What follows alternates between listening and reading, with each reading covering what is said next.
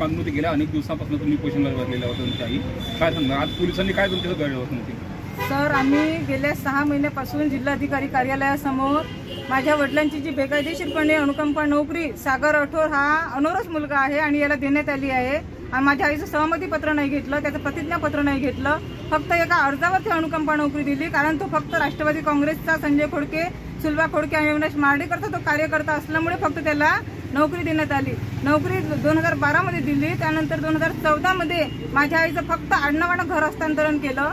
आडनावानं घर हस्तांतरण केल्यानंतर आम्ही जेव्हा हायकोर्टामध्ये गेलो, आमचा वकील ॲडव्होकेट मिलिंद वैष्णव महानगरपालिकेने पॅनलवर घेतला, त्यालाही मॅनेज केलं आणि 2022 मध्ये घराचं हस्तांतरण केल्यानंतर माझ्या आईचं घर पाडून तिथे प्रधानमंत्री आवास योजनेचं बांधकाम दिलं. आणि आम्ही अनुसूचित जातीच्या बौद्ध धर्मीय महिला आहोत. माझ्या आईला या वयामध्ये तिला तिच्या घरातून बेघर केलं. त्या अन्यायाच्या निषेधार्थ आणि आम्हाला फक्त आमची अनुकंपा नोकरी आणि आमचं हक्काचं आमचंच घर आम्हाला मिळावं याकरिता 6 महिन्यापासून इथं आंदोलन करत आहोत. जिल्हाधिकारी कार्यालयातील एकही अधिकारी आम्हाला भेटायला नाही आला, मनपामधील एकही अधिकारी भेटायला नाही आला आणि सीपी ऑफिस मधील एकही अधिकारी भेटायला नाही आला.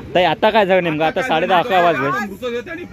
माझी आई सकाळी 7 वाजता वारली. 7 वाजता वारल्यानंतर आम्ही कशामुळे वारल्या आणि काय झालं? तिला तिचा बीपीचा म्हणजे काल बीपी वाढला, तिचा अशक्तपणा वाढला. काल इरवी दवाखान्यामध्ये 7 वाजता ऍडमिट केलं. ऍडमिट केल्यानंतर तिला तिच्यावर ट्रीटमेंटच झालं नाही 2-3 घंटे. 12 वाजता आयसीयू मध्ये ऍडमिट केलं आणि आज सकाळी तिला मृत घोषित केलं. त्यानंतर आम्ही तिला 11:30 वाजता इथे आमच्या उपोषण स्थळावर घेऊन आलो आणि आतापर्यंत पोलिसांनी इथे गर्दी होती, एवढी मोठी 2-3 इकडे आंदोलन सुरू होते. आतापर्यंत पोलीसवाले एकही आले नाही आणि आता येऊन फक्त आम्ही आमच्या घरचे 10-15 लोक पाहून इथं या सुमसाम रस्त्यावर येऊन माझ्या आईचा मृतदेह किती वाजता जिल्हाधिकाऱ्यांनी तुमची दखल घेतली होती का? पोलिसांचा सुरुवातीला तुमचं काय म्हणणं? कोणाच दखल नाही घेतली आमची आतापर्यंत, कोणाच दखल नाही केली. आम्ही आतापर्यंत सिटी कोतवालीला 10 अर्ज दिले, फैजलपुराला 2 अर्ज दिले, यांच्यावर अॅट्रॉसिटीज दाखल करावी असा सुमोटोचा अर्ज सुद्धा दिला, पण अजूनही त्यावर काहीच दखल घेण्यात नाही आली. पोलिसांनी तुमच्यासोबत जबरदस्ती केली असा तुमचा आरोप आहे का? जबरदस्तीच केली सर. किती वाजता? आता सर 10-15 मिनिटाच्या आधी. टायमिंग सांगा. टायमिंग कुठं पाहिलं सर मी? आता रात्री 10:30 वाजताच्या दरम्यान. आता अर्धा तास पूर्वी. किती पोलीस होते? काय केलं त्यांनी? पोलीस आले सर 50. काय केलं त्यांनी? तिकडनं गाडी आणली आम्हाला, त्या याच्यात कुठे ठेवायचं?